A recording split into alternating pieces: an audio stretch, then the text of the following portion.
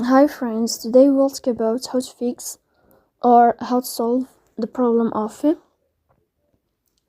lag on the application of Calm. You will go to settings.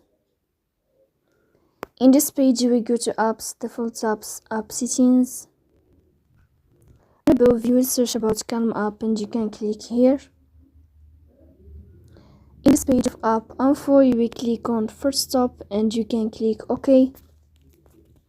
Here you will enter to the window of storage. Then we click on clear cache, but pay attention, don't click clear data because that can delete your account. Here you can turn off your Wi-Fi and you can turn on your Wi-Fi again to fix that problem. So please don't forget to support us by like and subscribe. See you next time in another video, and thank you for your watching and your attention.